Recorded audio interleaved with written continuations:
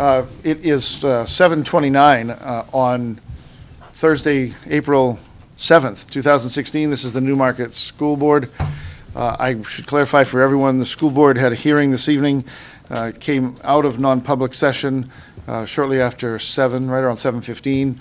We've had a couple of technical difficulties that have carried us for the last 15 minutes, so we appreciate the patience of those in the room, and we hope we didn't add concern or worry to the lives of those watching at home.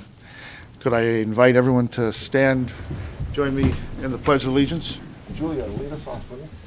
I pledge allegiance to the flag of the United States of America and to the republic for which it stands, one nation, under God, indivisible, with liberty and justice for all.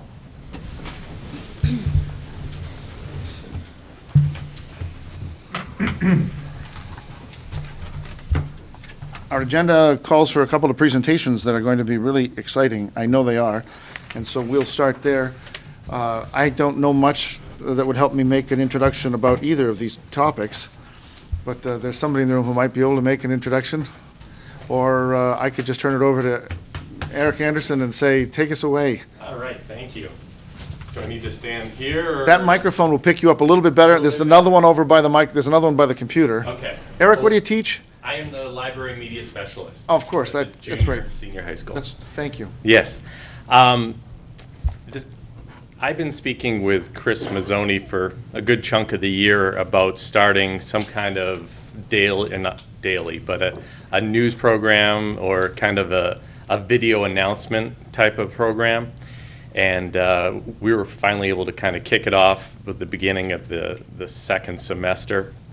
Nikolai is one of our anchors, and Zach Flanders is our other anchor.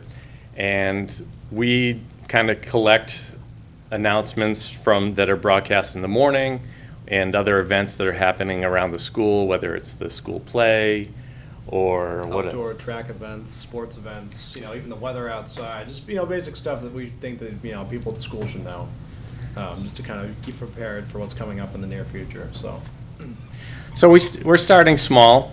We literally, I think, are up to three kids participating. Next week, we might be up to 5. We've had a few that have expressed interest. So that's great with me. It's kind of the word's getting out, and little by little, I hope to grow the program. And right now, we're showing it during all lunches. So we keep it fairly short, about 3 or 4 minutes. And just gives the kids a chance to connect with what's going on around the building. And in my personal opinion, it's more entertaining than the announcements. No offense to Mr. Andrews here, anyone at the main office, but it does. People get a certain kick out of it that you don't really see with anything else. So they do enjoy it. There's a lot of positive feedback I personally get with the news announcements. So people enjoy them. We're glad to make that happen. So glad to do it. So I brought a couple of our clips. When you get tired of them, let me know, and we can move on. I think this is our very first one.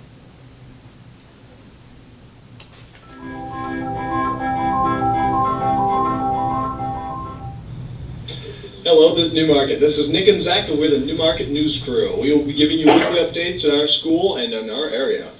How are you this week, Nikolai? I'm doing good, Zach. How are you doing? You know that whole thing had a lot of N's in it. You're right. The Newmarket News Crew, it's kind of cool. The NNC. We are the NNC. The junior high dance from 7 p.m. to 9 p.m. is a semi-formal dance. So that means you can't wear t-shirts, shorts, or sweatpants. Nikolai, that also means V-necks. I won't be there. It will cost $5 to get in, or if you have a Miss A or an A's pass. Also, don't forget to turn your clock forward this weekend, for it is daylight savings starting Saturday night. Question: will the school clocks be fixed on Monday? Absolutely. Indoor track will be holding their banquet next Monday, March 14th at 6 p.m. in the CAF. Coach Neary will be giving out 3 awards: Varsity Letters, Most Versatile Runner, and Coach's Award. Also, the Newmarket Junior Senior High Band and Chorus will be presenting a dessert and show at the Newmarket Elementary School Cafe next Tuesday from 7 to 8:30 p.m. Tickets are $3 per person or $10 per family. The desserts will be provided by Miss Costello's class, and a raffle will be held as well, and tickets will be 1 for $1 or 10 for $5. And did you know that every 3 minutes, one person in the United States is diagnosed with a type of blood cancer? So this week, the National Honor Society will be collecting change for the Lymphoma Society. This money will go help families with their medical expenses, and the advisor with the most money by March 25th will be given a special breakfast or a lunch at Olive Garden. It's a pretty good deal. Yeah, I guess so. The Newmarket National Honor Society will be holding their game show night on Thursday, March 17th at 7 p.m. in the CAF. It is $5 to get in. Some games that will be played are, how well do you know your best friend? Are you smarter than Mr. Kane? 5 minutes to win it, and many more. I don't think I'm smarter than Mr. Kane. No. Thanks, no way. Anyway, this is the Newmarket News Crew. Thank you very much, and we'll see you next week.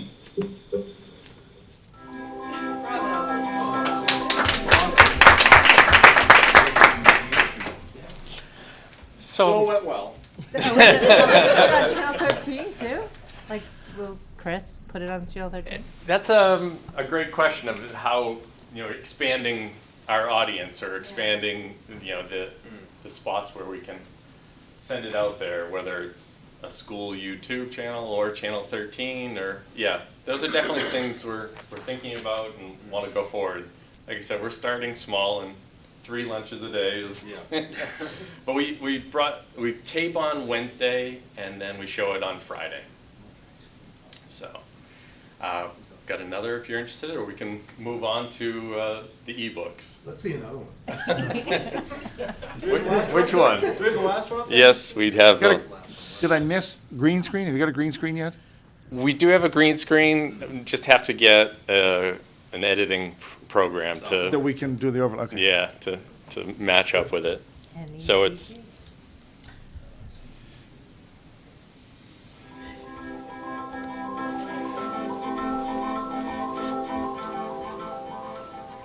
Hi, I'm Zach. I'm here with the Newmarket Drama Club doing some interviews with the cast and a preview of the play The Butler Did It on Friday, April 1st and Saturday, April 2nd. Good evening. My name is Jenkins. I am the butler to Colonel Nigel Covington and Lady Miranda at Barnsley Manor in Wessex, England. This is my story of a strange and horrific encounter. Please pay very close attention to every detail of this event. Perhaps you could be of assistance to solve this most heinous crime. It all happened on a dark and stormy night, August 8th, 1935. I don't know why people read their mystery novels anyway. Anyone without a brain knows who the killer is before they even open the book.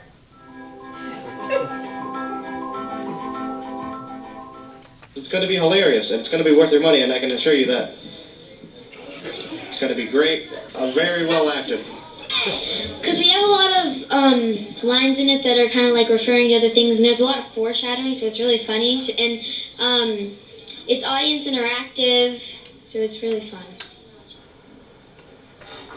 Sarah. Master Trevor! Come on, Sarah, just one little kiss. Not until you tell me what's going on between you and Miss Catherine. Oh, that skinny little thing. Well, then why were you asking for her? I have to make it look good, don't I? Imagine the scandal it would cause if the Colonel tormented the vote with his gay. Yes, I do suppose that boys might stink. Now, come on, Sarah, just one. Oh, no, Trevor! Trevor, stop it! Trevor! Sarah, you're so much faster than me. You have the face of a teddy bear, but you have to make it quick. The Colonel's going to be on any moment. Yes, well, I'm here now. Look, you sorted through. Stand back, Miles! You're the little old lady, are you? Of course I'm afraid of her. She's got a job. Oh, she can't do any harm. Look. See? No bullets. Yes. Well, what's wrong with her then? She thinks she's still fighting the war. What's the Dutch in the Great War? Not the Great War, silly, the Boer War. Why on earth would she think I was born?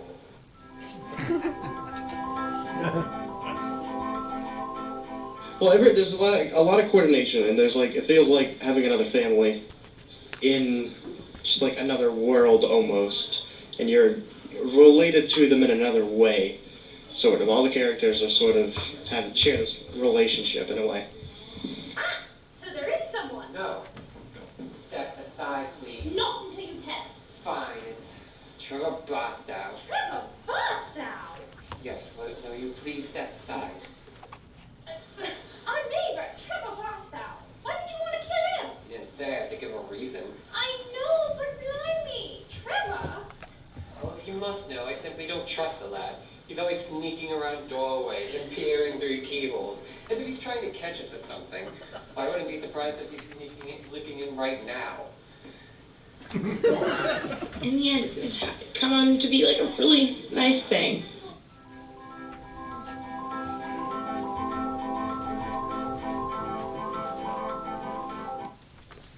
So yes, there you have it. So we've got, Hey, folks, thank you. So we've done a show on the new gym floor, kind of introducing the new paint scheme and how good it looks. A small interview with Mr. Andruski also. Yeah, definitely. And then we had some former graduates who'd stop by to talk to, who do they talk to? Other seniors? I think so. Yeah. So we chatted with some of them to see what life is like outside of high school. So it's been a nice kind of mix of what we've been able to show the kids at lunch. Mr. Anderson, if you could, I am doing the newsletter right now, and I'd like to put a link in to one of the videos, if that would be okay. So if you can send me an email with that, that would be perfect. Okay. Yeah, definitely. Yeah, absolutely. Well, good. Thank you. Thank you very much. That's outstanding. Thank you, Nikolai. Tell us about Overdrive. Yeah, so our other work that I've been doing, the Media Center this year, is bringing ebooks to our kids and our staff, and we're working with Overdrive book systems, and it's very similar to what our town library is using, so we're kind of linked up that way, but we had didn't have a lot of money to start, but enough to kind of get us off the ground. I was able to buy about 80 or so fiction books, and a handful of nonfiction books, and a couple of audio books. And I went mostly with fiction just so I could get the kids excited about it, get them really involved. Right now, I finished showing and teaching the sixth graders how to access it, how to use it. And today I was working with some of the eighth graders. Tomorrow we're going to be doing the same. And then work our way up through the grades that way. It's a really nice program. If we were to just pick one here. You can borrow for 2 weeks. You can sample the first chapter. When you borrow a book, you can use it on just about any device, whether it's your laptop, you can read it, use it right in the browser, or you can have it sent to your Kindle, your Nook. There's an app for your phone. So it's really technology driven for the kids. There's plenty of ways they can get to these books, and they each have their own sign-in with a PIN number, so they can access this anywhere, wherever they may be. So when you do borrow, you have 2 weeks to read the book, and then you can renew it if you like. I mean, very typical type of situation in a library. We have mostly one copy of each book. So if it's checked out, then this symbol turns to gray, and at that point you can put a hold on the book and wait for the book to be returned. So after 2 weeks, the book comes right back into the system, so we don't have to worry about me chasing the kids down for overdue books or losing them or having a bottle of water dump on them inside their backpack. So that's kind of a very nice feature. Like I mentioned, you can download it onto your Kindle, or you can read right in your browser, and it gives you the renewals. And one thing the kids have really taken to is at the bottom of most screens, there's a let me go home. There's a recommendation button. And the kids have been recommending books to me like crazy. I'm getting emails nearly every day with titles they'd love to see. So it's good to see that they're using it and getting excited about it. So we've got a mix of graphic novels, middle school books, high school books, and then there's our recommendation button for the kid, and they've been using that quite a bit. So it rolled out very nicely, very smoothly. I was able to get a ton of classics from the Gutenberg files, where they're just free books because they're out of copyright, and so I was able to get a bundle of those, and we were having some problems checking those out. The company responded within one day, had it fixed like that, so I was very happy with them taking care of us. So as you can see, we've got a couple checked out there, and yeah, even on that first page, yeah, it looks like we have at least 6 or 7. So yeah, and so I can't wait till July when the new school year budget comes in, so that I can go shopping and beef it up some more. Any questions? Yeah. I can go online and get a book that's out of copyright now. For example, if I wanted to go get a Mark Twain book, Yeah. I can go right online and get it. Will that work here as well? That's what I was talking about with the classics. Those are all free. I had a couple of my teachers sit down, and they just went to town picking classics and putting them into the shopping cart. And I'm sure we did over 100 titles, and those were completely free. So I got it. So if you have to pay for it, it's going to be in your collection. If you don't have to pay for it, it's available as well. Well, it is a closed system. The students and the faculty will have their own username and PIN number to access it. But like I said, they'll have all kinds of choices as far as like The Great Gatsby right there. And I'm not answering your question. No.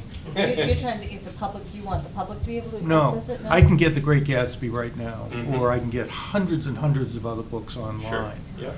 Why? How is this different? It sounds. How is this different? Well, the classics itself are just kind of an extension of what they offer. Because that, like you said, those are free. They're available for everybody because they're out of copyright. Anybody can grab those at any time. I've just been able to kind of bring them all under one tent so that the kids, if they'd like to, can use them through the system. And newer titles. that are And in along with the copyright. newer titles, yes. Can I get The Great Gatsby on here? So if we just, I might have hit my borrowing limit. And then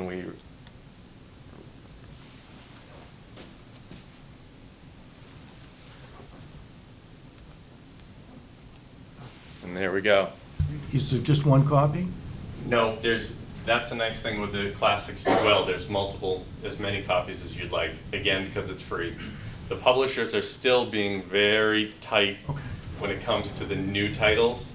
I don't know why they're still so hesitant to release more into ebook form. But Overdrive is a huge aggregate company. They have millions of titles in their possession, in their library, that we can purchase. Good, thank you. But Eric, we could buy a classroom set for a 10th grade English class, and every 10th grader could go and access it in a technological form rather than a book form. It just costs us a little bit different money of how we would do that. Mm-hmm. So that's what he's talking about for next year. We're just sampling so we can get 1 or 2 books where they can go out. The next way is to get a video you could share with your whole class, or a classroom set of Great Gatsby, so 20 kids in that class could be reading at the same time. This way, rather than through a paperback if we chose to. And that's a great point, thank you, that we can also do videos, audiobooks, classroom sets, individual books. They have a very large library, a media library. Anything else? Well, good. Really appreciate that. Yeah. It looks like, you counted 6 or 7, whatever, but it looked like probably a third, maybe 40% are in use, that's huge. I mean, that's pretty good participation, that's pretty good use, that's great. And he just rolled it out about a month ago. Yeah, so see, we're all ready. The sixth graders Great ate it up. They ate it up. So Thanks for coming out tonight. thank you very much for having me. Okay, I'll get your computer back to you. Any other questions, comments? Chris, I hope that if people are waiting for books, we're paying attention to that. Yeah, that's where he can check it where they said it's checked out, but it's in waiting. Not Yeah. Make anymore. suggestions, get more of it. So, when, something's huge, when Harry Potter was huge, and you want 10 kids to check it out, and they can tell them that, then you can get extra copies if he said that was. So there's a way to make sure they're not. It's just our cost of what we're trying to spend it on. You don't need. Great for it. Hey, thank you so much. Thank you. Hey, next on the agenda, let me open it up to public comment. If there are folks among us that would like to offer up public comment?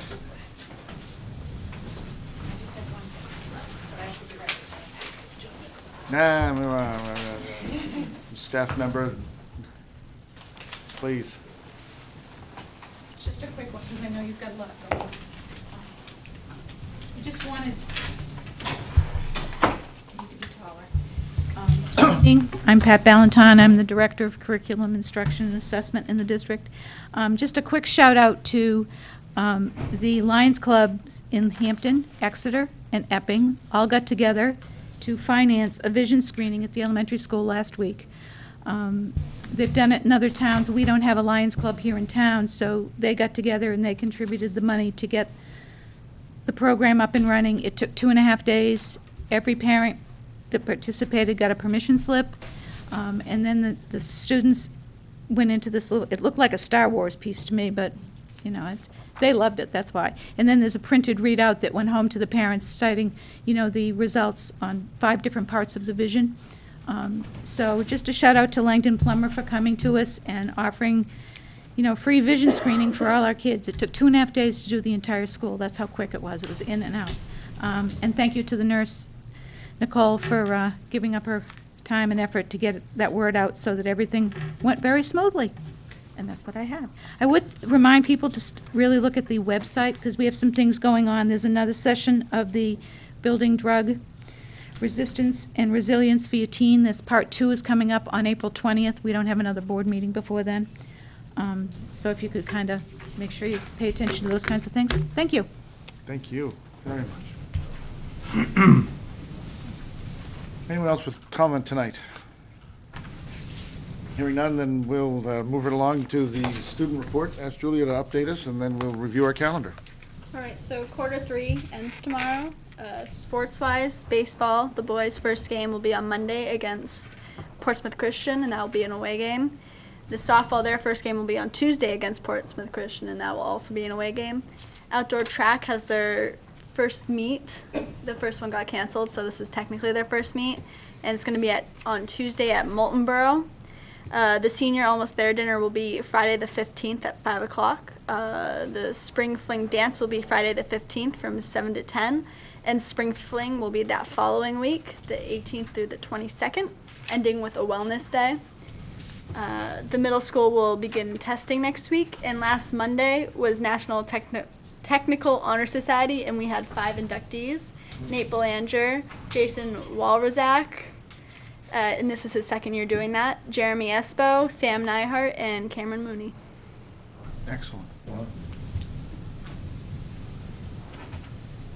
Anything else? I don't find the calendar in the packet, and I missed that. I should normally would have caught that and thought about it. So, anything else that should be that we should be reminded of on our calendar? No, it's always a Pretty good summation. Excellent. There's bingo. Okay. There's only 2 more bingos left. We got another meeting Trying to before think then. what else. I got nothing. Okay. We're back here in 2 weeks. Our next meeting will be the 21st. Okay. Thank you very much, Julia. So we've got a couple of items to discuss tonight, and so the first up is to continue our conversation that we started back in January about some of the security challenges that, or priorities that we may have in our buildings. And so I know that there's a team here that's been working on that. And who wants to speak first? Is it the biggest of them? Okay, Jason. Jason Carey, our Tech Operations Manager. Take it away. Talk to us about where you've been and what you've been doing. All right, so we'll start it off high level here. As you know, Officer Stevens and Chief Sear were out here on January 7th and presented some ideas to you folks, security, safety initiatives. Tonight I'm going to provide you with a timeline of what we've done, meetings we've participated in, school visits, and just bring you up to speed of how we got to where we are right now. We'll go through Officer Stevens' lists, provide some pricing, and then we'll revisit cameras last. We can take a deeper look at those. And that will be it. I do want to start out by saying on a side note, we are E911 compliant. We had a visit by someone from the state back in January. They came out to test our phones. We were not E911 compliant. Most schools, they found out we're not. So I immediately called our service provider. We got the ball rolling, and within about 2 months, all of our phones are E911 compliant now. So any handset in the district, if they dial 911, it's going to show the room number, the building, the extension name, basically what you'd expect it to show. It's also going to send out text alerts to admins in the building, Officer Stevens, email alerts, and it's also going to ring in a third line, which is a ring group we set up in the main office. So I call 911, building administration is going to get notified, and we're also going to dial someone in to that 911 call. So if someone calls and they're unconscious, someone's going to know about it. To clarify that, we did not have 911 before that. It just came up as. It would show the Newmarket building Junior address. Senior High School or Newmarket Elementary School. Now it gives the specific, what specific phone it came from. Whether it's Principal Andriski's office, the nurse's office, whatever, the teacher's room. So now it's more specific. I don't want to make this a long night, but I just got to, as somebody who works in school districts, has worked in others in the region, I can't help but chuckle to myself and then say out loud, what you just heard is how we get it done here. I'm just, especially in technology, Jason, the same guy came to somebody else's building and gave the same report, and I mean, what you just described is so comprehensive and is so forward-looking and is so much better than what I did and we did. That's great. I mean, to have it texting administration, ringing through the central office, ring through the main office there. That's insightful. Thank you. My goal was to beat the report that was going to get sent to you and Mike 2 weeks later. So, and Christine was great. We pay about $800 a year, and she said get it done. So, good support all around. And I'll be calling to find out exactly how you went about that, because that's really comprehensive. Yeah, our phone, our service provider was great too. They worked with us. We're actually their first customer who set that up, and went pretty smooth. We have flow charts too if you're interested. Very cool. Thank you. So that's kind of a side item, but something I wanted to mention. You all have a copy of the timeline. Mike said to keep it to one page, but there was a lot of work done, and I want to make sure that information got out there. I won't go through line by line, but we visited other schools. I've been, Officer Stevens and I, we've been to Oyster River, we've been to Exeter, we checked out cameras there, visitor management systems, participated in several demos, several building walkthroughs. Homeland Security was on site. They did some tours of the building. We've applied for a grant for this purpose here, safety. What are some other things that we did? Just great collaboration all amongst the building principals, Officer Stevens. Any questions on the timeline? Anything? Well, is grant writing in your job description? We did it as a team, so. Right, no, I want people to know above and beyond. what Yeah, you did. I think so. And it went pretty smooth, so it was online application process, and we knocked it out pretty quick, so. And then Homeland came here, and is that part of the process? Yes, so in order to apply, In order to get any type of, to get any type of grant funds, you have to have certain criteria. And one of the criteria is them walking through the properties. And is there a report that would come out, or that's, I we think don't want? they generate a report Okay. after and say this is with recommendations So on what does they do. Chief But Seer the- get that? No, No, just us? you guys will get it and then do whatever you want with Okay. it at that point, but, it's not generated through the police department, it's through the school district, as far as the walkthrough. Then, that is required in order to get to qualify for any grants. You won't qualify for any grant without having that walkthrough, so Okay. the school will eventually, or at some point, get a Have we heard about the grant yet? no. It's happening right now. It closed on March 22nd, so Okay. hopefully sooner, and There's also other steps after that that we have to take, with other things related to the grant.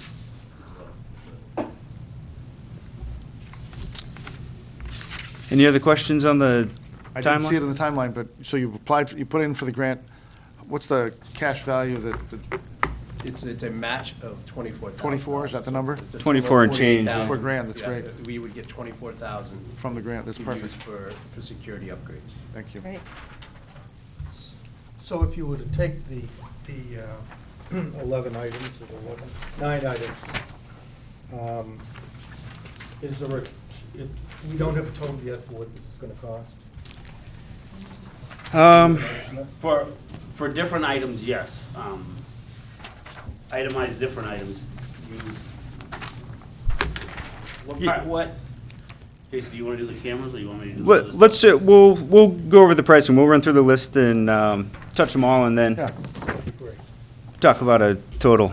So for sake of discussion, people that are coming late to this conversation, you guys have had an ongoing initiative. You've been working and researching and identifying things that could be addressed. We met with you and Chief Seer here in January, and Chief Seer offered up in some really plain language in a non-public session, his concerns and thoughts about how we could best move forward with making improvements to what's already a good situation in many cases in our building because of the presence of our SRO and the supportive relationship we've had with the police department over the years. But still, things that we could be doing. Some of them have already happened, and you've got some numbers and you've done some research so we could start to take action once we have a sense of where we're going to find some bucks to do this, right? But Sure. that's what this is? So to bring everybody up Absolutely. to speed, you guys we haven't really heard from you, we haven't talked about this in the last couple of months like we probably should have, so we're It's- glad you're back. It's broken up into a couple categories, because to be forthright, Jason's done the majority of the work with the camera. I mean, he has a lot more time and hours invested because of the technicalities of the camera system and the visitor check-in than I do. So he has like I said, hundreds and hundreds of hours invested on his end of it, which I think needs to not go unnoticed on the work he's done doubt. for the cameras, his camera aspect of it.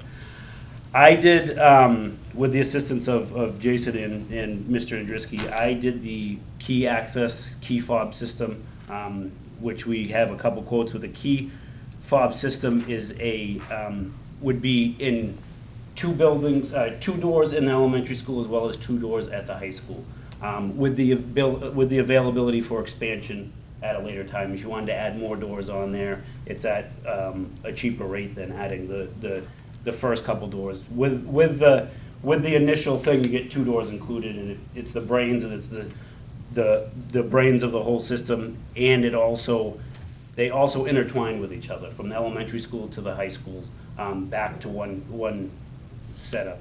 Wayne, could you explain that? Because we were in non-public when you gave a good description of what that key fob. Okay. And I think people are probably generally unaware of these 9 items that you guys are recommending. Could you frame that first, so Yes. people can kind of put it in a, and these 9 items were the ones that you folks recommended as being the most. Would you like me just to list them all? Yeah, Okay. the most So, important. let me help you guys by clarifying, because I want to make sure the board knows. I already met with the team and said, look, remember, you're on camera. There was a reason why we were non-public last time. You don't get to say out loud, it would be really easy to break through this door and do bad things, Right. because I don't want to say that on camera in the public, right? So we don't think we have crisis, but we certainly can find great improvement. And so I've asked them to, as often as they can in this course of this conversation, be somewhat generic so that they can protect the fact that we're in public session and on camera. Just so that everybody understands why they may not, if they're not real specific about something, it's because they were asked not to be. Okay, makes, You know what I mean? Yeah. And they know, they deal with this, so they know. Yeah. Thank you. So do you want me to discuss the? Yeah. Okay. I think what we want. I like that answer. I think what we want to do is. Give them a gist. We want to just give at some point when you have an issue you're trying to address. Right. In a non-public way, it's got to come forward so people understand. So that they know what we're doing. And I think it's up to you. I told them, It's up- talk about the fact that we need to put up some cameras to take some image, just don't tell them where you're putting them. Oh, no, How about this? so, We yeah. put the rocks in front of Perkins. Immediately. So if the committee agrees, what I would say is, No. we're going to talk about camera systems, Yeah, we just won't get into into Just not the specifics on it. nitty-gritty, Yep, yeah. Yep. fences, but not get into the nitty-gritty. I Yeah. think that will help people Yeah. understand. what- Perfect. Okay. Absolutely. What we, the things we discussed on January 7th in non-public was upgrading the camera system at the junior, senior high school and having one installed at the elementary school. A key card main entrance fob system as opposed to the regular keys that we use now. That was more for a more secure building, being able to track the ins and outs of buildings and not knowing where keys are left out, or if keys are lost with the key fob system, they can be eliminated and reissued, as opposed to trying to figure out how many keys to the building are out there. Computer-based visitor check-in system, which is a system that logs in who's been in the school, with the purpose they're in the school, and also has different types of security clearance within that, as opposed to the sign-in system now, which is a piece of paper in a 3-ring binder that we'd have to dig and find out who was in the building a couple of years ago, where this is all a database system that also, like I said, does certain levels of security depending on what you get, what type of system you get. So could be a sex offender registry, run it against a sex offender registry list, so forth like that. That also system would also allow you to enter in custody issues or things like that, if there was custody issues, and kids or children can't go to certain places. So it would just give us more of a database check-in, visitor checkout system at the school. We talked about some fencing that would be recommended at the elementary school, specifically in the playground area. That was one area of concern. Another area of concern is for lockdown drills, or certain drills that we have in some of the louder rooms, like the band room, the industrial arts room, the cafeteria, the gymnasium. They're not always able to hear announcements when we have announcements due to the noise level in those rooms. So we wanted to do a flashing strobe light system that would alert them that announcement's gonna come in case we have to do any type of evacuation or any type of security, either real life or drill type thing. So we discussed that. That would be in both buildings. We also discussed a gate at the elementary school, preventing vehicles from entering certain areas.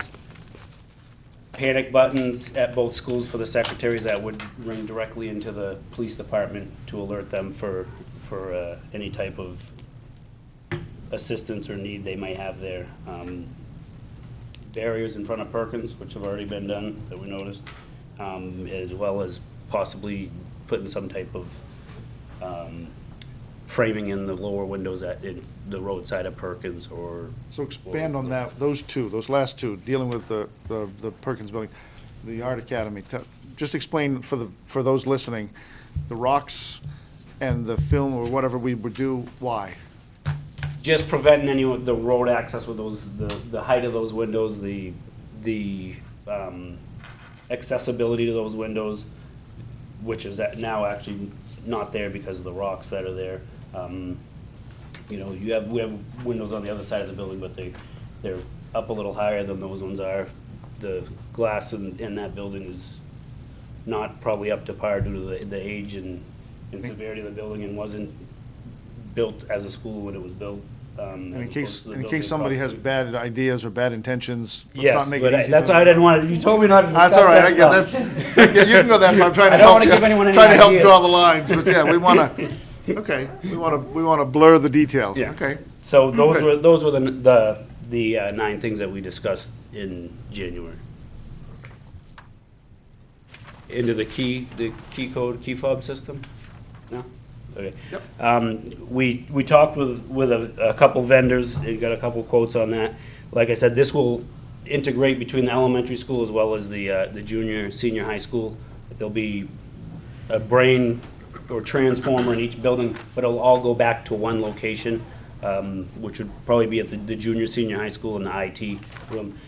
With those cards, it tracks who's been in the building, what's been in the building. It's integrated in with our current alarm system. So if Mr. Andruski comes in and he has access to the building and the code, the alarm system, he can swipe it, for instance, twice, and it'll deactivate the alarm system, as opposed to him going in, hitting that button and having to deactivate the alarm system. They are also programmable per person. So teachers can have their key that can be programmed to enter the building between 6:30 and 4:30, whatever their guidelines are or their restrictions are. They can enter the building those times between Monday through Friday. They can gain other access if it's granted through whoever the administrator of the key system is. For instance, we have the, as Mike would know, he was coaching rec basketball. They have to come down to the Newmarket Police Department, sign out a key, take that key, get in and get that key out. What we could do now is issue him a card that allows him access to the gymnasium between the hours of 8 and 10 on Saturdays from, November 1st to December 30th or whatever those dates are. If any of these keys are lost, we can just go into the system, eliminate them on there. If a disgruntled employee or employee's fired or laid off or whatever, and they refuse to give the key back, it's as simple as going in there and eliminating them out of the system, or in reissuing keys to those that need to be reissued. Also let you know who's been in the building and when they've been in the building. So to help people with a couple of details, that's not a panacea, because if I swipe and let 5 people in with me, we don't necessarily know that those 5 came. So there's Correct. We're still leaning on the professionalism of our people, and Yes, we count on them to help us out. And the schools, there's certain times that the schools open for people to come in, that way they wouldn't even need use it. their card. So it's not a Big Brother type system overlooking anyone. But if something's, missing out of the school or something's happened at the school at a certain time, it gives us a starting point of who was in the building. Does this take into account the fact that, I put a key fob system in place, now I'm gonna card access or key fob access. Am I rekeying the rest of the outside doors so that No. I can? Because if right now, one of the concerns is, we got a lot of keys in circulation, is that something that we should be pulling back? If we can reset the locks on the exterior doors otherwise, now you gotta have the card, because the old keys don't fly. No, what we'll probably do, would be my recommendation, is changing the locks on the 2 doors that the key fobs are gonna go on to a new master lock, because you're still gonna have to have access there if there's power outages for a certain amount of time that the system does. But the last 2 or 3 doors we replaced at the junior, senior high school, there actually is no keyholes in them. Oh, perfect. You can't Okay. use any, so whenever doors are being replaced, The only 2 have being got replaced with that system, so. Didn't know that, that's great. Just on Nate's point, any door you go in, there'll be video surveillance. So you would see who those 5 people coming in off that card. So that card would check Chris Andruski's coming in, but I might have Jason and Wayne coming. But I'll see it. Anybody coming in, that video surveillance would capture everybody that's walking in under that card. Perfect. So it wouldn't get 5 people coming in through just the card system, but it would. But it tells me that it was at 4:35 p.m. So we would when be I able to go look. back, and again, this system would tie into the police station, so if we did have concern, they would be able to alert the officers on duty who's in the building, how many, and where they're at, because of that the system is tied into our alarm system as well. And you guys have seen this with your travels, you've seen this key fob system in play, and you like it? We've seen demos of this one. We haven't seen this at a school system. So there's some. I don't know that we haven't seen it. Right. We weren't going and looking as much at the key fob system as we were the visitor check-in and the thing. Yeah, we had a couple demonstrations come to us with the key fob system. Out of a suitcase, pretty much. They set up a little demo unit, but a lot of the security video camera software will tie into these key fob systems. So if I swipe in, I could go in and search my name with the video, and it will pull up all the video clips associated with my door access. So excellent. There's some And it some can, cool it stuff can we print can out a do. report of who was in the building or who keyed in or out of the building at that certain time or certain issue, or if someone didn't set the alarm or did set the alarm. Same thing with when I mentioned earlier of coming in, you can swipe it twice and it'll deactivate the alarm for those that are those that are allowed to, and you swipe it twice leaving and it activates the alarm. Perfect. So, and like I said, there's so many levels of security on, what you can put on these key fobs. Chris as the principal can have access at any time he wants. A teacher might only be able to have access at this certain amount of time. A community member that has permission to use the gym can only use it at this, it's not gonna let them in outside of those hours or those parameters of that time frame. And when there's water damage and the gym's being renovated, we can so we can change some of those because it's not gonna be appropriate. So you guys have done enough homework to be comfortable with those numbers, and we can start talking about making that happen as soon as we know what money we've got and how we're gonna do this. Correct. Okay. Yes. Keep going. I don't have any other thing, I think, on the key fob. Do you have anything you wanted to enter? No, for the key fobs, we do have a couple existing systems. They do not talk to each other. They're old systems. There's cards out there. This would tie everything together, one user interface.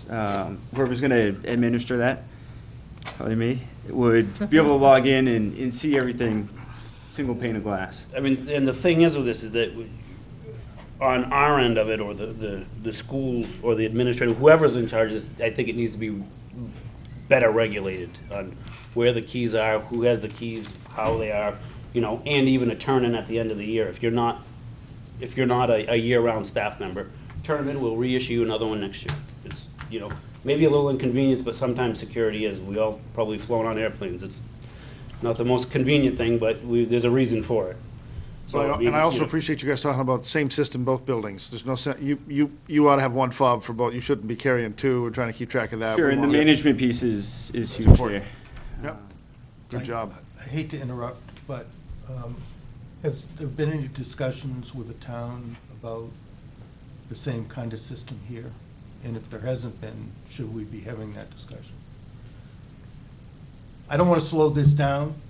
Right. But we're also talking a very similar issue here and so forth. I haven't. I would present something to the manager if the board would like it.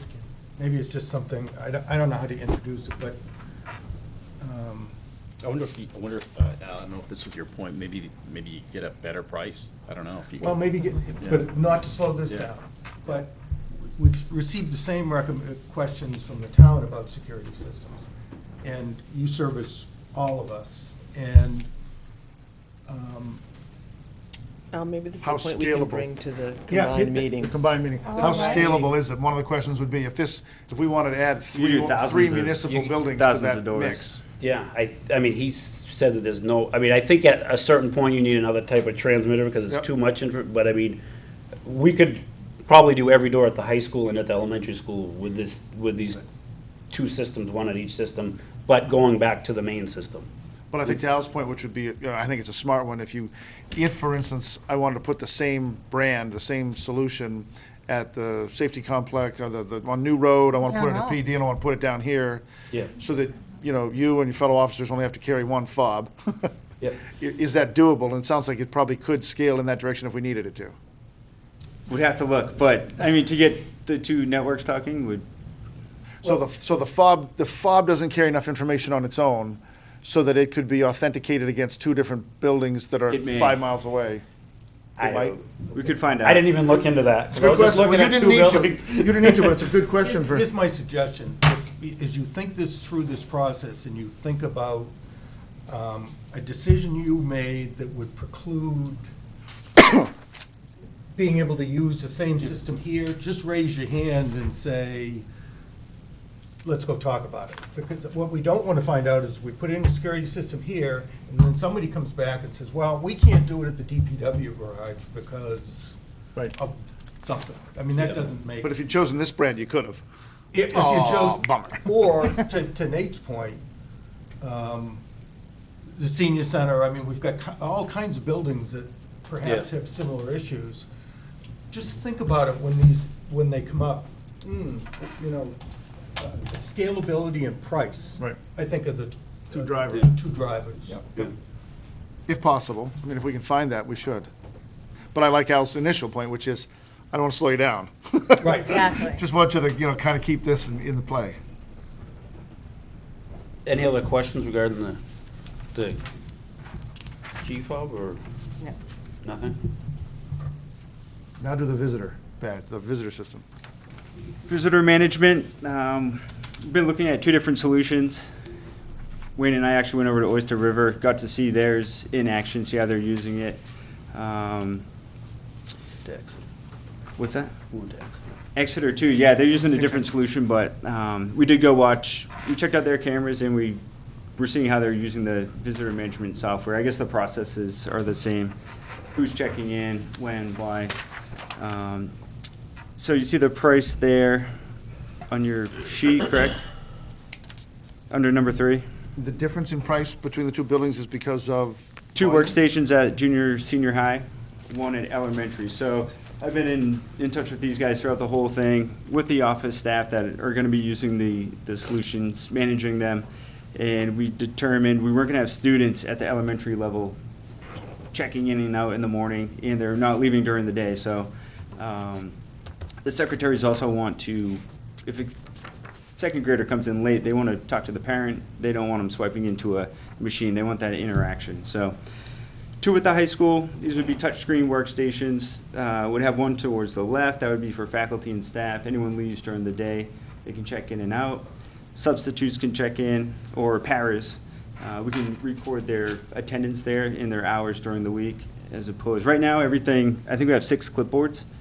We're trying to eliminate the clipboards and create records. History, data, yeah, definitely. So, yeah, 2 workstations at the junior, senior high, faculty and staff on one side, visitors and students on the other side. The visitor and student one would be connected to a laptop that would be monitored by one of the office staff. And then again, 1 workstation, same setup at the elementary school. Their office is a little more difficult to lay out, so same thing, touchscreen. Visitors, vendors, staff, students at junior, senior high would be using the system.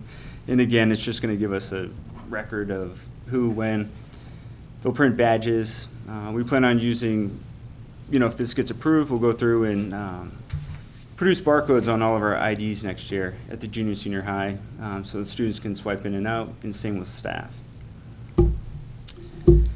Students being able to leave the building, if they're a senior and they have senior privileges, they can just swipe out and it'll download all. Or if their parents are coming to pick them up, they can still swipe down there and it'll download all their information, as opposed to signing out on a clipboard. Which, in an emergency, instead of trying to find the clipboard to find out who's in the building, everything's going to be accessible, right? You can log in from your phone. You can log in from your phone, you can, the was my next secretaries question. can log in Right. from the laptop or at the evacuation site or wherever it might be. See who's currently checked in. See who's currently checked in, or, you know, what students left the Board building. guy, Lunny, he was in the building. Quick, somebody go in and save him. So there's no limit. I mean, in this, it's just names and dates, so there's not a lot of data there. So you could store 20 years of data, you know, as long as you were with the same system. So if you want to look back 5 years and see who came in on April 7th to this building, you could go back and see who checked in.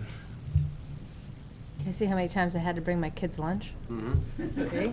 No, you, just dropping stuff off in the office, you won't have to sign it. Just get my own key card. That's great. Any questions on the visitor management? No, I think that's one of the most important, I mean, all of this is so important, but just the whole visitor thing, that's the one thing that people are just in and out of that building, and there's really no way to keep them from going anywhere else in the building. You walk into our building. Sure, we looked at the sign-in sheets, and there was probably 15 to 25 visitors coming in and out of the building every day, so, at the senior high, so there's a lot. And if it's a continual visitor or someone that's a volunteer, their information's already in there, so they go in, they can press up their information, and it'll print out their pass. If it's Pepsi making their delivery to the juice machine, or, you know, Superior Fire Alarm, or whoever it is that's in the building on a regular basis, they're already in the system, so they come and they find their name, and it prints off the information for their pass for them. We saw, 10 or 12 students come in at once at Oyster River, and, you know, they said they still have bottlenecks, but they're twice as fast as the paper pencil, Yeah. or pen and pencil, Yeah, pen and especially paper. just them swiping their barcode.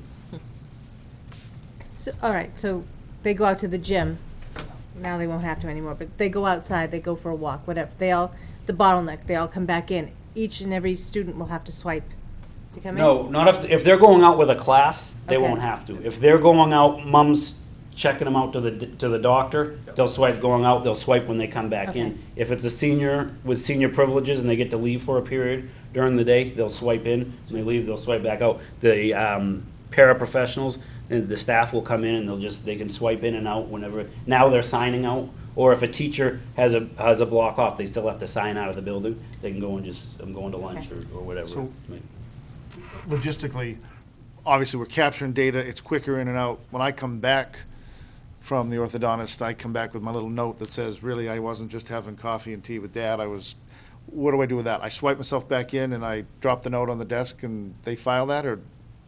Yeah. Okay. So we'll find a way to incorporate that into the mix. This system also lets you, with the assistance of the staff in the secretarial staff, let you print your pass to come back to the office to be dismissed earlier in the day. So if you come in with your note in the morning, and as opposed to one of the secretaries writing you a note that you have to leave your class at 11:15 for a dentist appointment, this will come and print out the pass that you give the teacher to come back down at 11:15. At 11:15, you come out and just swipe out of the building.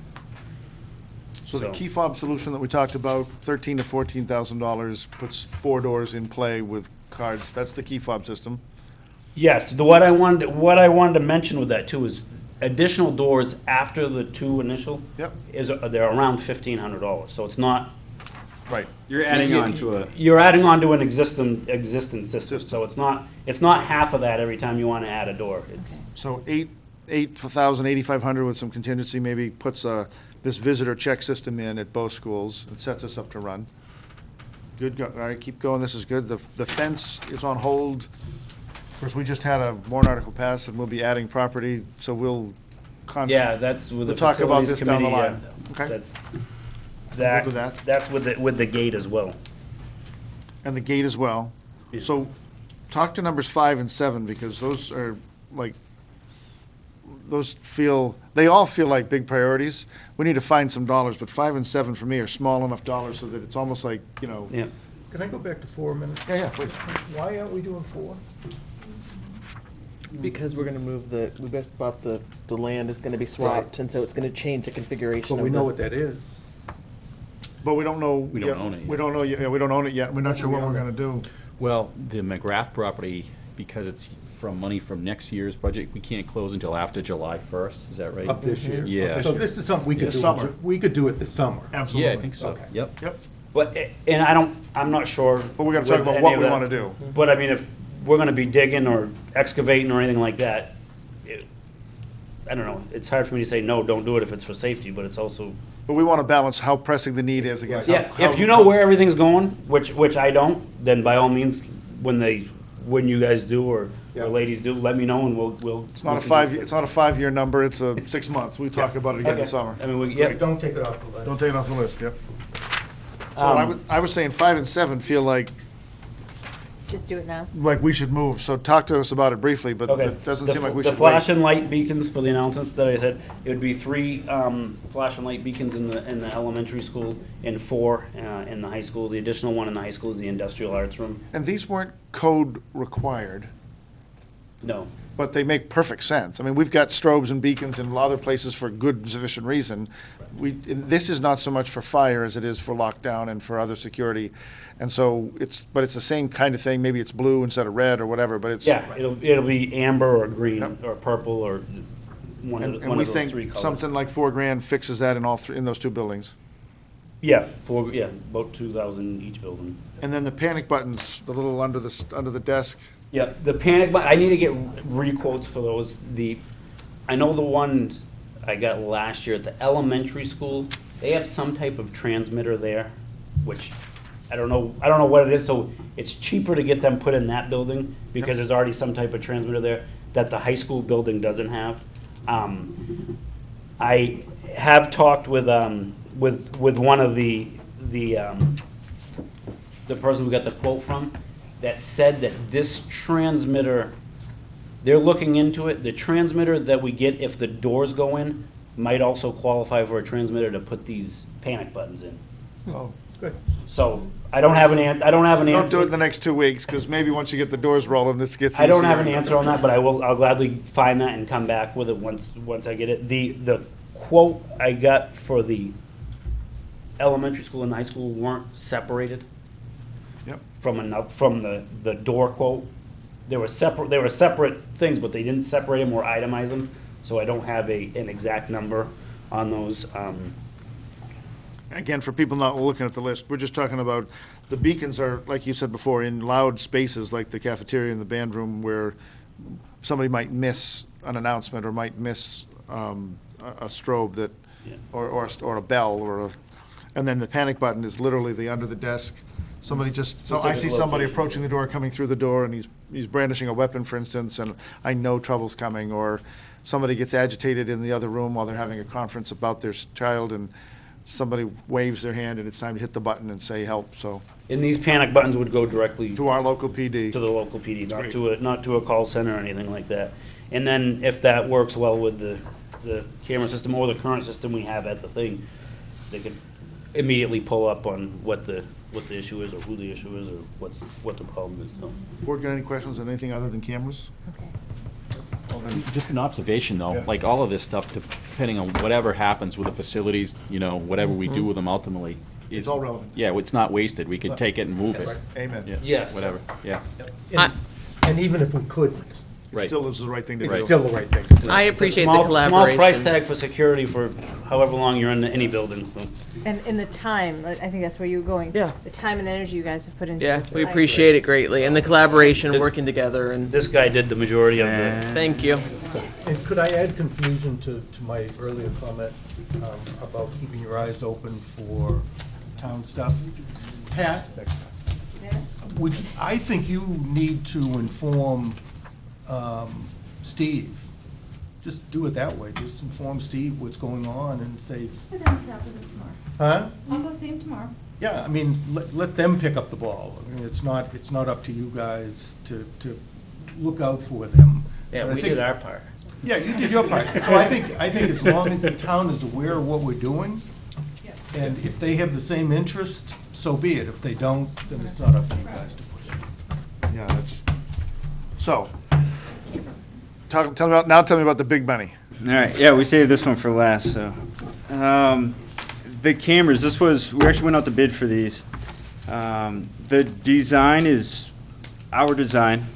working closely with both principals, Officer Stevens, and we really didn't have too much to go on. Get a price on cameras, right? So we designed the system I felt comfortable proposing, and that's coverage on all of our exterior doors, all of our hallways. So there's full coverage here, which means there's a lot more cameras than we currently have. We currently have 17, 0 at the elementary school, and then 17 at the junior, senior high. We're proposing 69 cameras, recommending 69 cameras. This is, I think Wayne can give this away, but Wayne, you're one of the gurus, if, I don't know what the term is for it, in terms of school security. Can you give us your resume on that a little bit? I don't know if people know that. Toot your own horn for a minute, please. Yeah, just so people Do it, understand. so people know what we've got on the line here. I'm Alice certified, which is alert, lockdown, inform, counter, evacuate, train the trainer type certification that I go. I can bring that back and train anyone from private businesses to public businesses, schools, anything like that on evacuation, lockdown drills, active shooter type drills. I'm CEPTED certified, which is crime prevention through environmental design, which is a class that the Chief Seer sent me to, that I can go and actually certify buildings, certify schools, certify public facilities, and make recommendations on what you need to do to make your building safer or your facility safer. I'm a NASRO, which is National Association of School Resource Officers practitioner, which is one of the levels that you strive for if you want to become a NASRO instructor. I've attended two NASRO conferences throughout the United States. Critical Incident Command. Oh, Critical Incident Command. I'm his personal secretary. Yeah. Nothing from memory training. No. So you're qualified. The Chief Seer at the Newmarket Police Department, one of his biggest things is school safety. So whenever a school comes up or anything to do with the schools or making the schools safer, he's the first one to send me to it without question. And he's been like that since he reinstituted the school resource officer, back in 2009. So he's very much into school safety and wants the school to be one of the safest things. That there's more stuff. I can't think of it off the top of my head. No, we appreciate it. The day, yeah, we are lucky. The day that you and the chief were with us, the board, one of the things we went through, the chief took time to explain to us the resource that we have in our resource officer, and we certainly are. We're equipped right now with one of the best educated and best trained SROs that any district in the state could boast. So. Well, thank you. So thank you for advising us on where we should be headed. So am I correct if my math is right? This package is $225,000-ish? I'd say so, yeah. Without your finder's fee, well, come on now. Let's, just to put it in perspective. That's a high, the 2,400 a camera is a high, on the higher end. That comes out to 100. Low is about 2,035 a camera. Well, now that's what you want to do, though, is come in with a number that's sure. I was going to lie and say it was 400,000, and then right. So again, this is full coverage. This is the max. We wouldn't need any more than this. What I didn't want to do was go out to bid, do all that legwork, and then propose 30. And then you say, well, what's 50 look like? Mm-hmm. We can work backwards from here if we have to. Work in phases if we have to, but here's some numbers. They show the buildings by floor or interior, exterior, Perkins, existing cameras, recommended cameras, the increase in cameras for both the elementary and junior, senior high.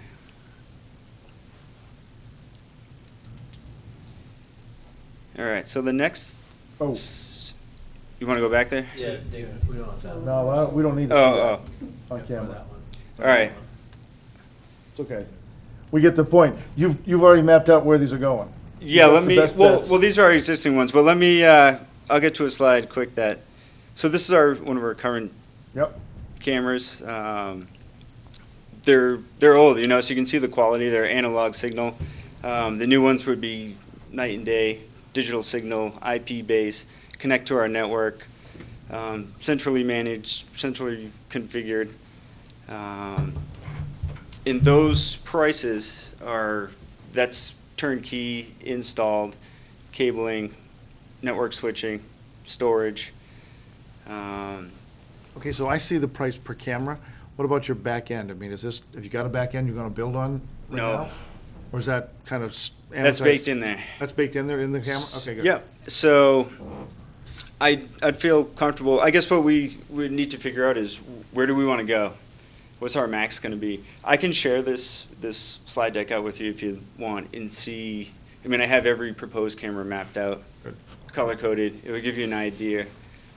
It sounds like a lot, but when you see, you know, we've added Perkins, that's going to take 2 cameras, one for the front, one for the back, the one on the front would cover that crosswalk. So the elevator, we have hallways now where there's no coverage whatsoever. We put in the fire doors at the junior senior high in the hallway, so they actually blocking cameras now. There's nooks and crannies all through out that building. Yeah, it's a whole building, so there's all places sorts for of hiding people to spots. go Yeah, and so shenanigans. There's been 3 or 4 new hallways added since that camera system, the existing system. sure, up in the science room and. So let's say that $250,000 it's tough to crack in the first swing, because we'd like to throw that on the ballot. I'm not speaking for the board, but let's just say, well, you know, $250,000, we can take a swing at it, but a chunk of that we want to throw on the ballot and make sure that the voters know we're doing it, or we want to add it to what's already in our CIP plan. But if you had to phase in, and you were going to go to the max, I mean, we're going to do what we're proposing, but you wanted to get there over 3 years, let's say. Can you envision a logical progression where you say, I'd get these things done in the first phase, and I get these things done? Or can you say 3 phases doesn't do it, it's meaningless in the first pass, I can do half now and half later? Are you guys to a point where you can say that? I think, How we I might mean, phase it? this design's a one-shot deal, but you could split it probably easily into 2 phases. Okay. Because your servers, your storage, you're going to record 500 gigs of data a day. And we want to record 30 days, 10 frames per second. You know, you'll be able to see a face. You're not going to see pimples on there, but you'll see some face compared to these images now. So, does anyone recognize him? So, yeah, I want to give you an idea of what we're dealing with now. So it could be done in phases. There's lease options too, but those require the maintenance plans, which are big bucks every year. Every year. 20,000, you know, because they own the hardware till your lease is up.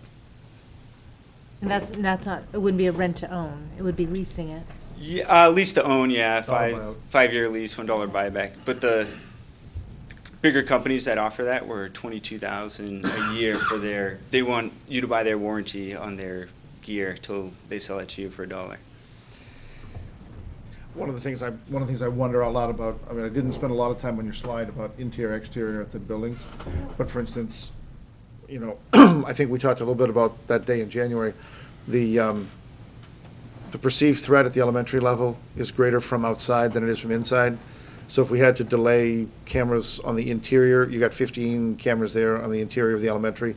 If you had 2 or 3 cameras because you're capturing the lobbies and the main pulse points in and out, and could we let that carve as some of phase 1 and 2?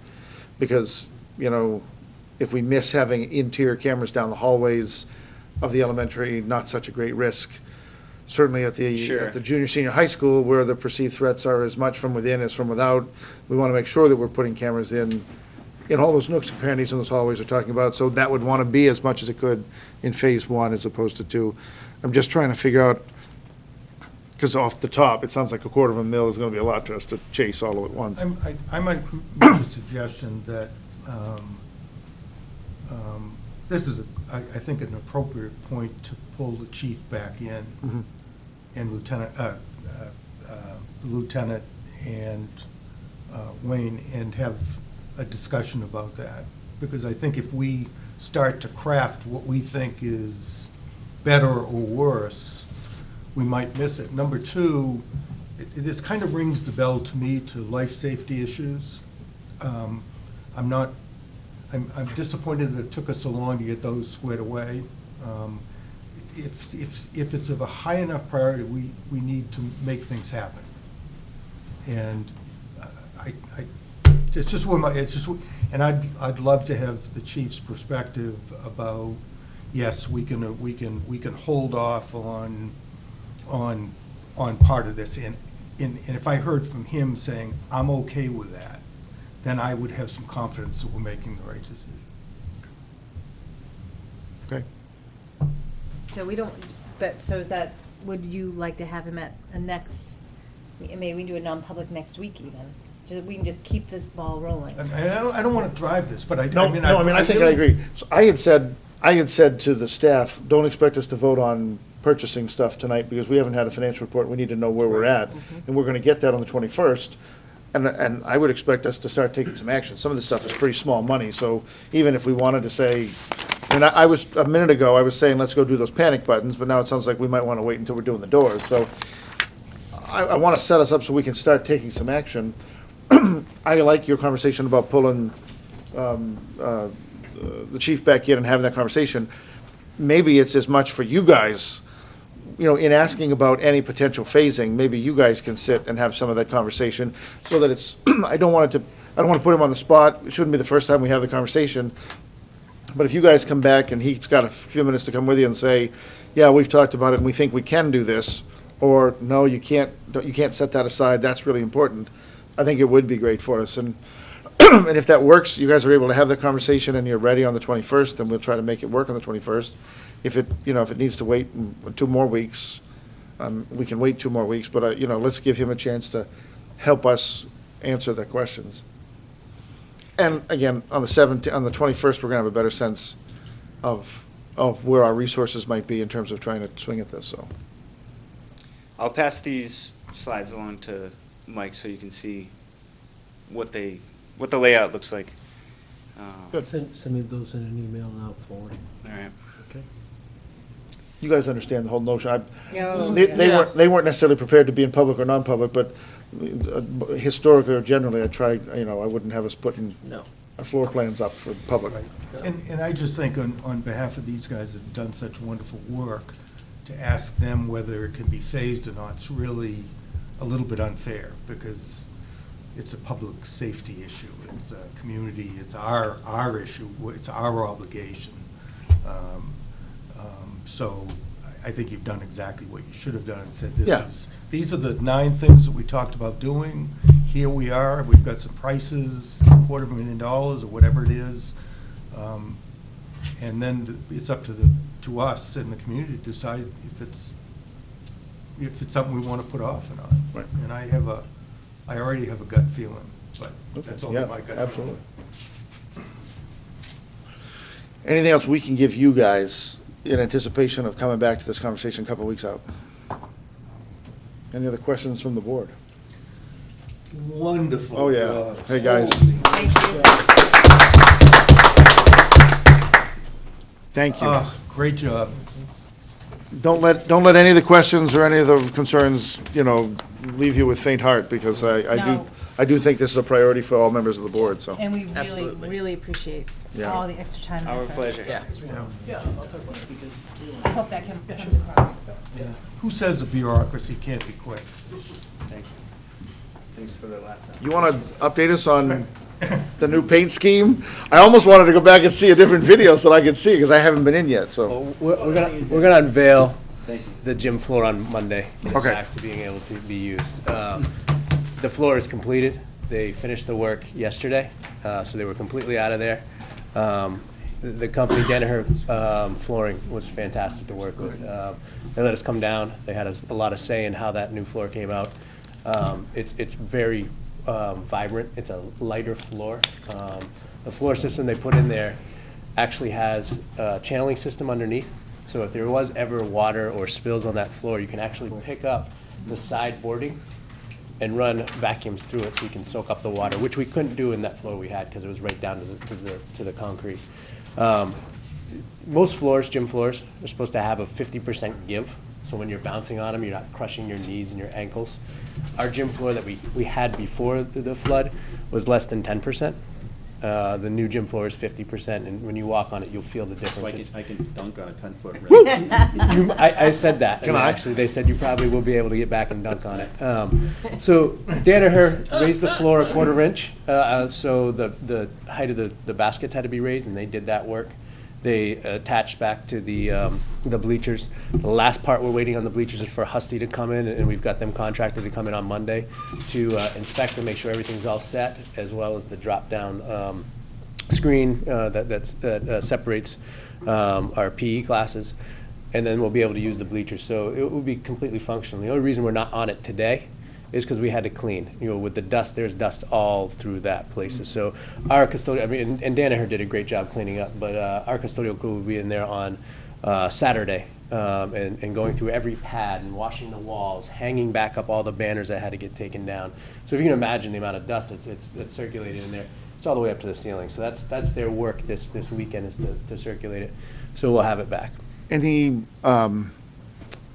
throw down the poly or throw down the finish, any curing time that we should really respect? So Or have it's we had already it? cured. So It has, okay. Yeah. So the way they did it is, they lay the floor, and it's pretty neat how they lay it out. And then when they actually get the floor complete, they put 2 coats of poly on it. Then they paint it. So they line it out, they paint it, then they put another coat on to cure it, and then they put 2 more coats on there, and it's a give time of 5 to 7 days. They gave that amount of time. It was 5 days before they came back, and they put all the boarding that goes on the floor up to the wall. When you walk in, there's new transitions. So when you're actually going from tile or concrete up onto a wood floor, it's a metal transition that makes it easy to roll things in, and you're not tearing your floor up. It's state of the art. We took the logo and we expanded it to about 16 feet, so you have this huge mule head in the middle. And that was one of the big things. We talked about having the mule coming up from the floor as kind of a sarcastic way of saying, hey, we just broke through a new floor. But Danaher said, we don't do that anymore, and I did not know this. Holes in the floors, schools are getting sued because people are falling in them or having depth perception, so they said, please don't do that. So we changed it and brought this big mule head out. So you're gonna walk in, and it's very light, very vibrant. Newmarket on both sides, so you have stained flooring. The coloring is a little bit different. We got away from colors that fade quicker.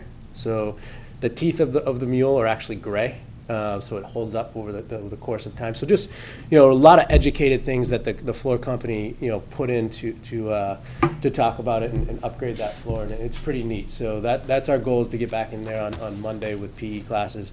And I'd have to say, the staff at the junior senior high school and the community have been so supportive during this time. I mean, we've had PE classes at the rec center. We've had PE classes outside, in 30-degree weather, and the kids have not complained. We had practices all over Epping, Oyster River, Exeter High School, Exeter Cooperative School, Lincoln Street School. The communities around just really, and we made sure we get thank yous to all of them, but it really was a community effort. So I just want to put that out publicly with the number of people that helped to get our kids the support that they needed during that time. So we're looking good, and I can't wait to have you guys come and check it out and view it. They did do an interview, and they did shoot some of that for the Mules Minute, so it's pretty neat. Great. Thanks, Chris. Thank you very much. That's awesome news. I put committee assignments on the agenda, and I'll just touch on it for 30 seconds and then roll. Oh, thank you. Okay, yeah. Is that were your copies? Yep. Here's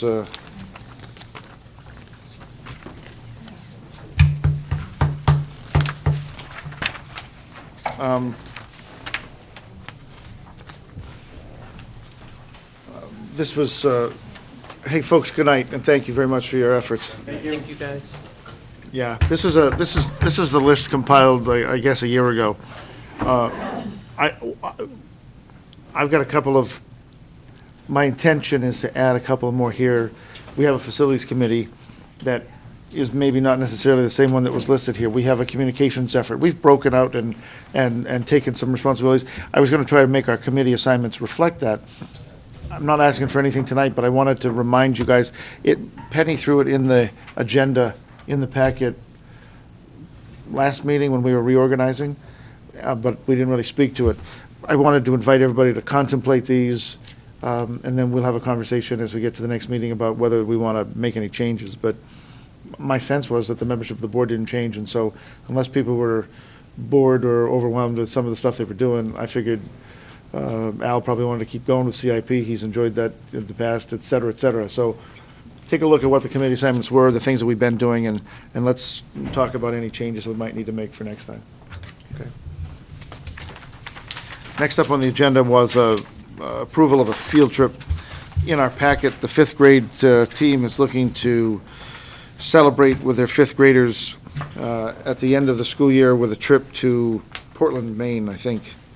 There we go. Yep. They're looking at June 2nd, a trip to Portland.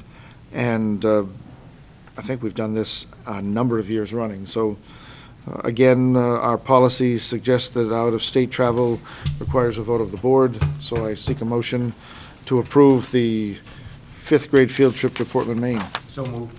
I'll second that. I have a motion from Mr. Zink, a second from Ms. McKinney. Is there any other discussion? Then all those in favor, please signify by saying aye. Aye. Any opposition? We're unanimous, 5-0.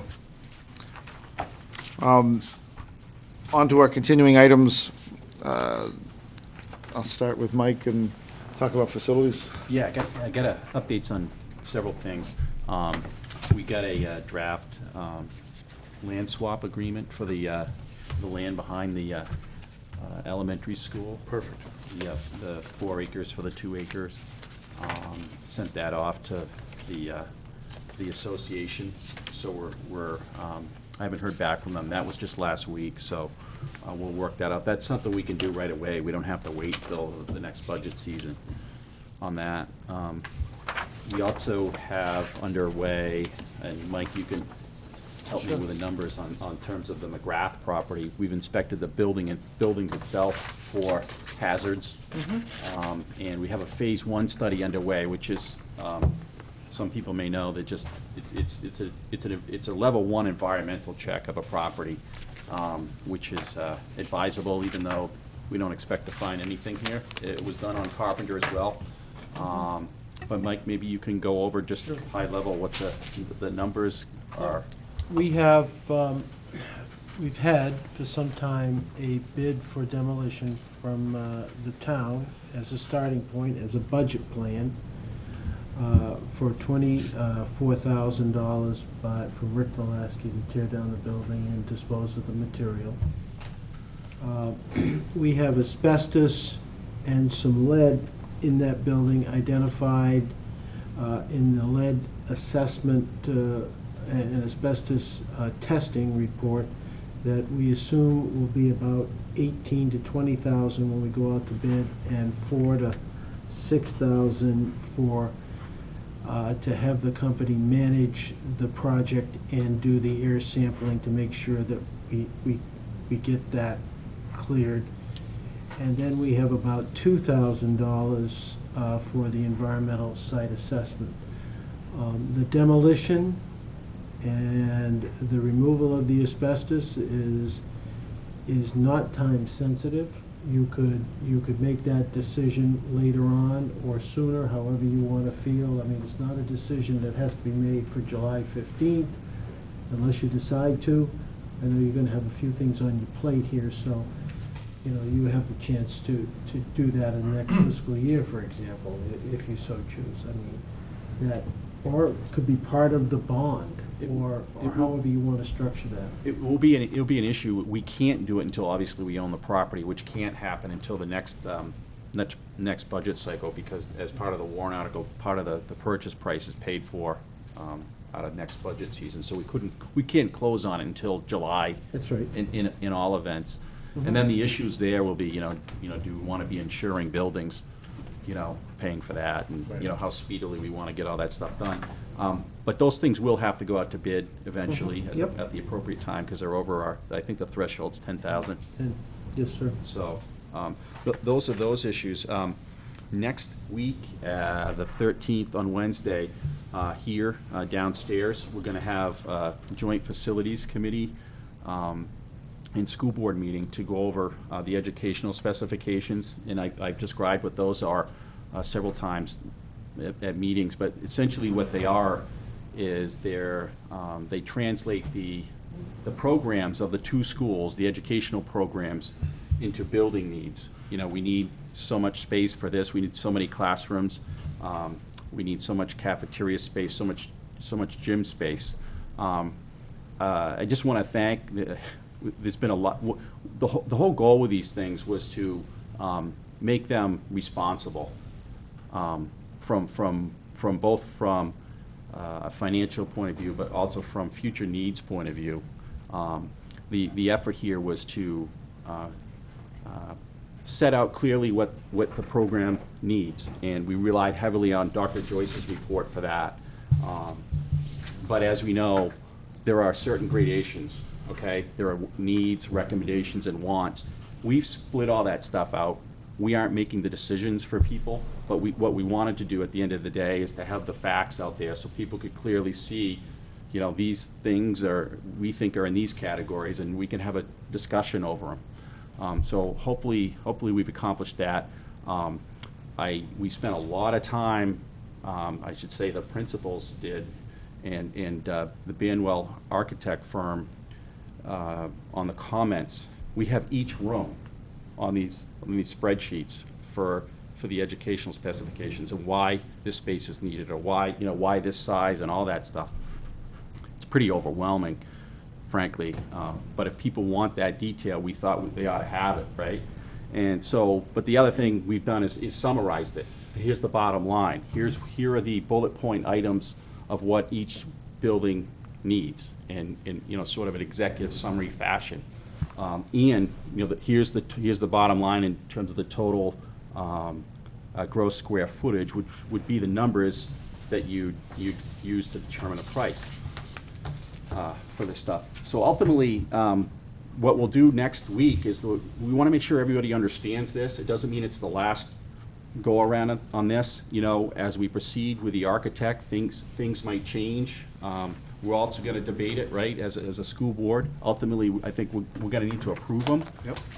But this is really sort of the document that once we're all comfortable with it, the architect runs with it, and then, say, oh, well, you could do this design, or you could do this. Then we can really have a meaningful discussion of options and get the community involved. What's important, and really lay it out there so they've got real choices and real information. So that's next Wednesday, 6 o'clock downstairs. We're going to have both principals from both schools will be there. Meredith will be there, our incoming superintendent. A representative from the Department of Education, Amy Clark, who's the bureau head over there for the facilities. She's expert on the DOE end of things. We're going to have Banwell there as well. We tried to get Dr. Joyce there, but his schedule didn't work, so we're trying in his stead to get Dr. Ladd, who was another who also helped Dr. Joyce on his report.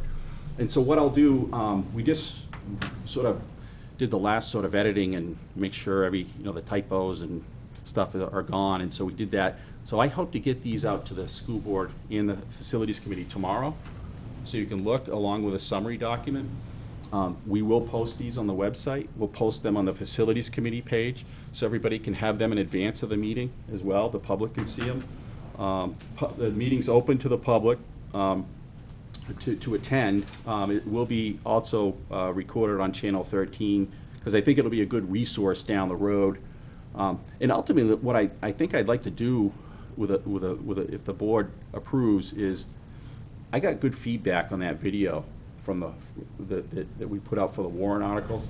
A lot of people found that was a good way to absorb that information. So I think, once we got buy-in and approval of the ed specs, that we ought to do a quick video on it. You get a couple of us, maybe board members or facility committee members, and do a quick video on that. That really seem to be effective. So Ingrid's also gonna come with a schedule of where do we go from here Okay. up till the, next March. So I think that's helpful that we sort of get an idea of that as well. So that's all I have, unless there's any questions. Questions? Excellent. Communications, I've seen newsletters. There's going to be another newsletter next Wednesday. I've asked Mike to do a facilities piece. I've worked with Penny to get some recognition of students piece, activities, spotlights, so there'll be another copy out next week. Excellent. Thank you very much. You're welcome. Pat, you want to come to the microphone and with Kim's help, I know she's been part of your process. Will you give us, there's been some conversation around town that there's some questions about what have we been doing, what's the process been like, so I know I asked you if you could just update us on the process so that everybody can I don't know if this be works that reminded. way. Again. With regard to the principal search. Principal Sorry, I search, should say that out loud. that's why I'm here. Yep. This time is for the principal search and timeline. Mid-February, we met here as a group, and we talked about, we had to replace the principal at the junior, senior high school. So we went back and looked at how we did it previous to that, and combined the process that we used for NESDEC to come up with a finite process. And the process is important. So we started with February, we put the ad out in the paper for people to apply for the job, the deadline for applications being March 18th, but if you recall, there was a snowstorm in there. So I had to wait a day or two to make sure the U.S. Postal Service was up to par. We also, at that time, at least one of those board meetings had mentioned to general public, if you'd like to be in the committee, let me know. And we did have a deadline, and I spoke to the staff and sent an email to the staff and students at the junior, senior high school. So we came up with a committee. The committee has lots of people, not lots of people, but I will tell you who's on the committee. Myself, Sean Pine, who's the principal at the Newmarket Elementary School, Ingrid Alberg, who's a community member, Lisa Kump, who's also a community member and a parent. We have 2 students, one from the middle school student council and another one from the high school student council. We have a guidance person, we have a middle school special education teacher, we have a high school special education teacher, we have a high school teacher, we have the athletic director, Jason, who is our tech person and serves as an administrator, Kim, who is our school board representative, and Meredith was on board for every meeting we had. In the previous process, when you looked at resumes, we received 15. Penny Bodeman, who's the executive secretary, and I looked and took out 2 or 3 from the beginning. Didn't have cover letters, didn't have transcripts. Letters of recommendation were 7 years old. One was addressed to another school district. So we kind of looked at that, but anyway, we came up with 12. So we sat through for 2 days, and Ingrid could attest because she was there. I left the office open from 8 in the morning till 8 at night. People came in, looked at resumes, took notes. Even the students came after school. Their parents brought them in at night. They took notes. We met on, let me think, I think we're up to March 23rd, after everybody had really spent, I think, really quality time going through, making notes on candidates. We sat and talked about them and narrowed the list down even further to people we wanted to actually bring in after looking at the paper piece and talk to them and ask them questions, which we did. We did that on a Wednesday and a Thursday downstairs amidst the construction and the dust. Every time I walked this, I felt like Pigpen from Charlie Brown. There was a little cloud of dust that went around. We did interviews, and we're kind of in the process of setting up, for those of you that aren't familiar with the next phase of the process, once we've narrowed that list down to people that we're really strongly considering, We do on-site interviews at their respective schools, and then they come here for a day. Can you tell us a little bit about what that day will be like when they come here? I can, but I have to take a sidetrack because that's the bump in the road. We all remember Smarter Balanced. Oh, yeah, that's happening now? That's happening now. Perfect. Yeah, just timing's perfect. So that's why we're still nailing down the dates. So I will probably get back to you by Monday, and I'll put it out on the website as well. And I'm sorry, Nate, what did you ask me to do? I'm Just talk about what the day. Oh, if what they, the day when of the they come district- here. yeah, when Okay, they so come to when our they site, come yeah. here, and this is the part, there are some pieces to this that I think will fit nicely into some concerns we've had. They start out with a tour of the school. You know, members of the committee may do that, and they might do it with the administration. But the person, when we go to visit that school, let's say we're going to Oyster River, that person or that candidate has to set up that day for us. We just go in and they give us the tour and all that. When they come here, they spend the day, excuse me, they do a tour. They'll meet the office people at junior, senior high school. They'll meet other administrators that work there. They'll probably meet Sean and Deb Raffo from the elementary school because there will be contact and working with them.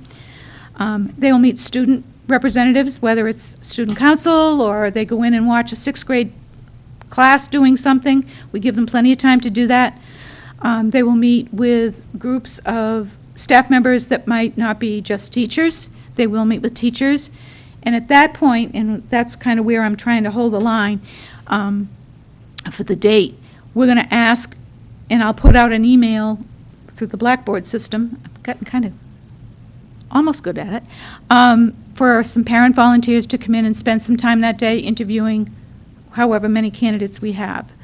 And we'll get feedback. We won't do the public forum piece like we did at night. We'll make it part of that actual day.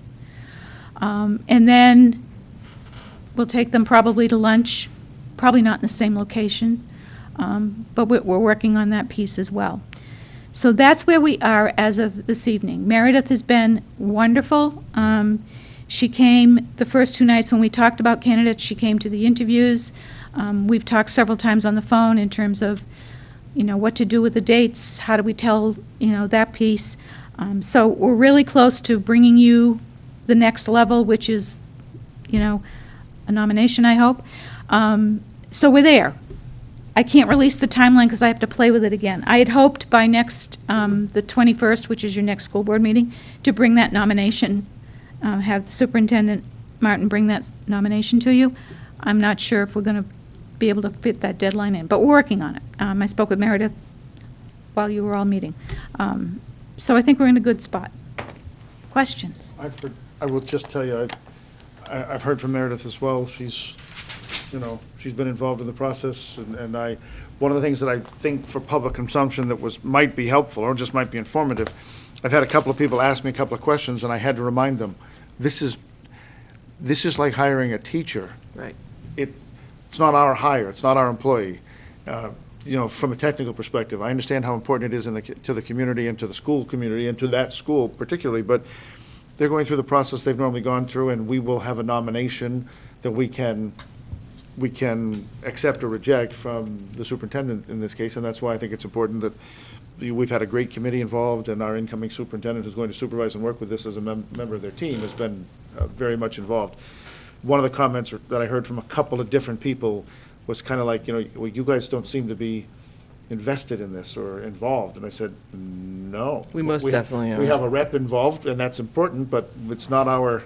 And just sitting in the committee, I want to first thank Pat for all that she's done in this process. She's taken lead in every form or fashion, and I cannot speak highly for the success that she's had, but also the team that has been compiled through the public members of the public, the staff that's on the committee. They've done an excellent job, and, their commitment is just as high as we would want it to be. So I think the public should have that in mind. People want to make the best decision for our district and our students and our staff moving forward. And going on, and what you said about Pat, when Pat says she was here from 8 in the morning to 8 at night, it was actually 7 in the morning, probably till 9 at night.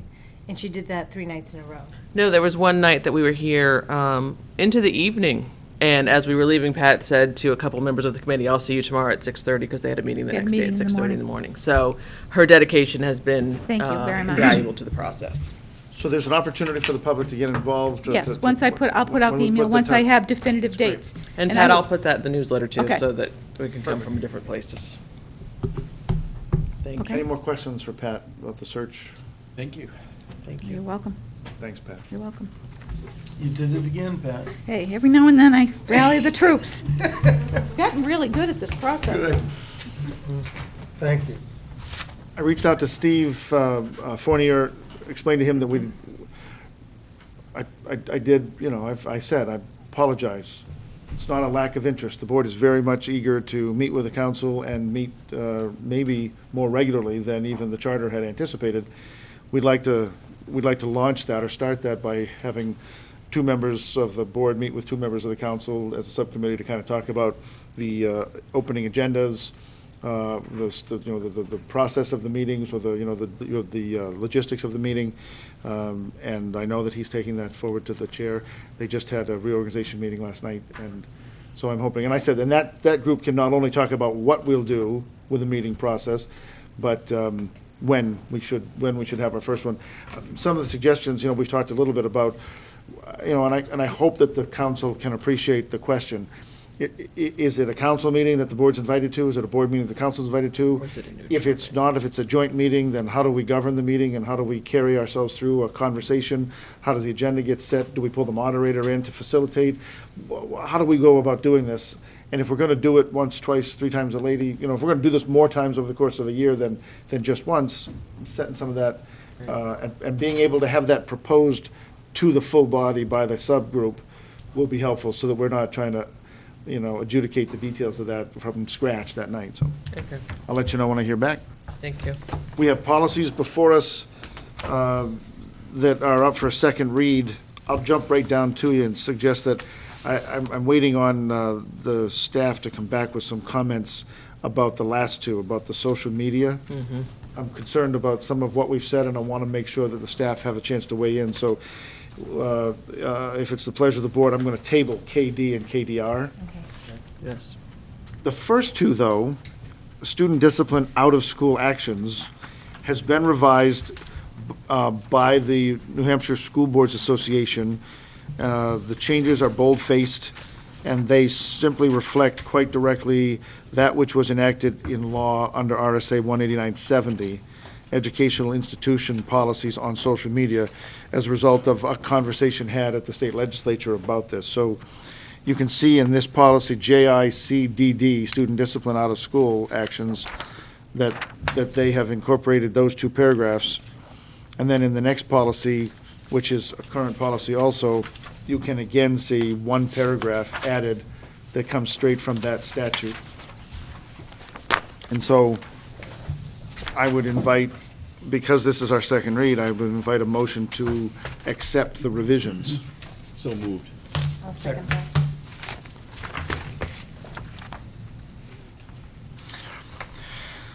I have a motion from Mr. Kennison, a second from Mr. Zink, to accept the revisions proposed to policy JICDD, student discipline out-of-school actions. Is there any more discussion?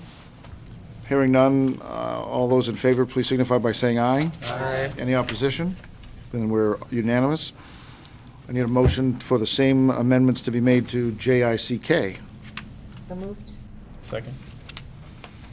I have a motion from Ms. McKinney, a second from Mr. Kennison, to accept the policy as revised, JICK, Pupil Safety and Violence Protection,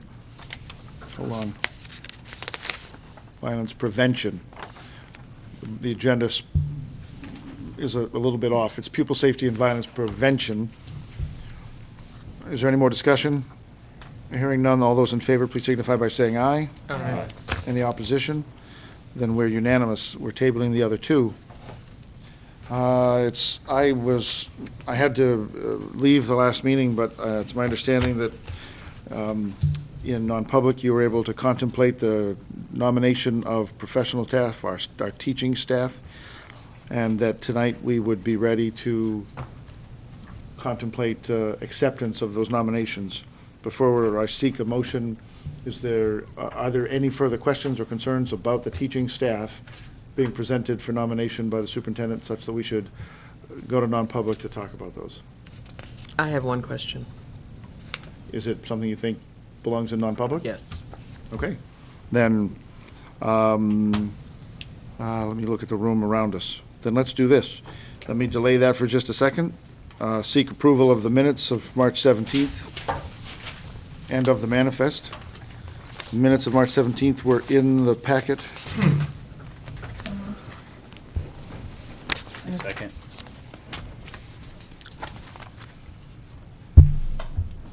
Elizabeth. Is there any modification that anybody saw, anything we need to amend? No. Then all those, I have a motion from Ms. McKinney, a second from Mr. Kennison to accept the public and non-public minutes of March 17th, 2016. All those in favor, please signify by saying aye. Aye. Any opposition? Then we're unanimous.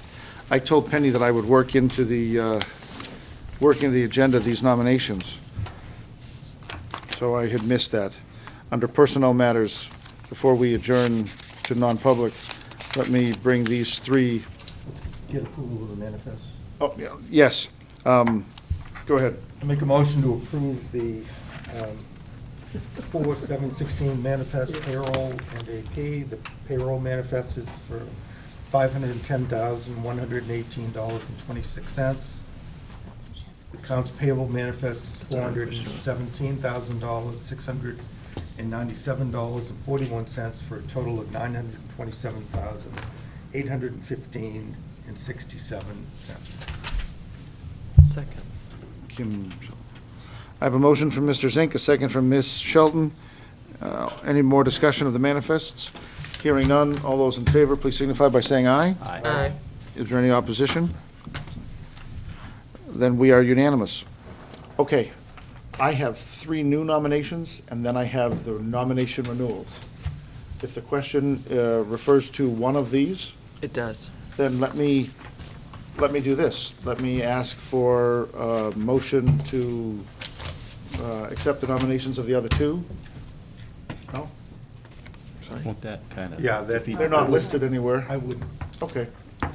Then we'll take then I want the public to know what we'll do. We're up against it, it's April 7th, so we'll be dealing with the nominations tonight in public session after we return from non-public. So folks can check that out later. But we'll be taking that vote. And is there any other business that would come before us once the cameras go off tonight? Okay. Then I need a motion to go into non-public session under 91A3, Section 2A, Personnel. So moved. I have a motion from Ms. Shelton, a second from Ms. McKinney to go into non-public under 91A3, Section 2A. On a roll call vote, Mr. Zink. Aye. Ms. Shelton. Aye. Mr. Kennison. Aye. Ms. McKinney. Aye. Mr. Lundy's an aye, and we are in non-public 5-0 at 9:21.